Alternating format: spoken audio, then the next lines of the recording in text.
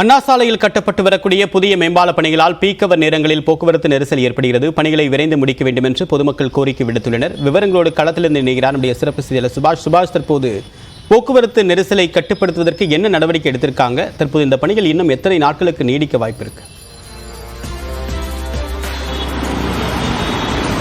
மிகப்பெரிய ஒரு metropolitan city Chennai. அந்த சென்னையில் போக்குவரத்து நெரிசலை கட்டுப்படுத்துவதற்கு பல்வேறு ஏற்பாடுகளை அரசு செஞ்சுட்டு வருது. ஏற்கனவே மெட்ரோ பணிகள் ஒரு பக்கம் தீவிரமாக நடந்து வருகிறது. சென்னையை ஃபுல்லாக இன்டர்லிங்க் பண்ணுறதுக்கு சென்னையுடைய பிரதானமான சாலையாக இருக்கக்கூடிய அண்ணா சாலை, சென்னை மத்திய சென்னை, தென் சென்னை, வட சென்னை ஆகிய 3 பகுதியில் இணைக்கக்கூடிய ஒரு பிரதான சாலையாக இந்த சாலை இருக்கு.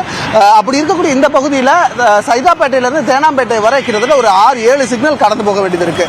அப்படி இருக்கக்கூடிய இடத்துல விரைவாக செல்வதற்காக இந்த உயர்மட்ட பாலம் 4 லேன்ல வரப்போகுது. அதற்கான அடிக்கல் பணிகள் கடந்த ஜனவரி மாதம் 19ஆம் தேதி முதலமைச்சர் தொடங்கி வைத்திருக்கிறார். பணிகள் சற்று தொய்வாக நடக்கிறது.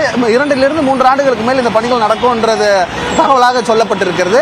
621 கோடி ரூபாயில இந்த 3.2 கிலோமீட்டர் கடப்பதற்கு ஏறத்தாழ அரை மணி நேரத்திலிருந்து 3/4 மணி நேரம் ஆகும் இந்த போக்குவரத்து நேரங்களில். தற்போது நீங்க பார்க்கலாம், போக்குவரத்து அவ்வளவு நெரிசலாக இருக்கு. அப்படி இருக்கக்கூடியதை விரைந்து முடிக்கணும், இந்த பணிகளை சீக்கிரமா முடிக்கணும். இதுல ஒரு சவாலும் இருக்கு. ஏன்னா அருகிலேயே மெட்ரோ சுரங்கப்பாதையும் செல்வதால அதுல எந்த ஒரு பாதிப்பும் வந்துவிடக்கூடாது என்பதையும் அரசு கருத்தில் கொண்டு, அதே போல ஹைவேஸ் டிபார்ட்மெண்ட் கருத்தில் கொண்டு இங்க இந்த பணிகளை தொடங்கி இருக்கிறாங்க. தேர்தல் முடிஞ்ச உடனே வெகு விரைவிலேயே இந்த பணிகள் மிக தீவிரப்படுத்தப்படும்ன்றத நமக்கு தகவலாக இருக்கு. தேவப்பிரியன், உங்களுடைய விரிவான தகவலுக்கு நன்றி சுபாஷ்.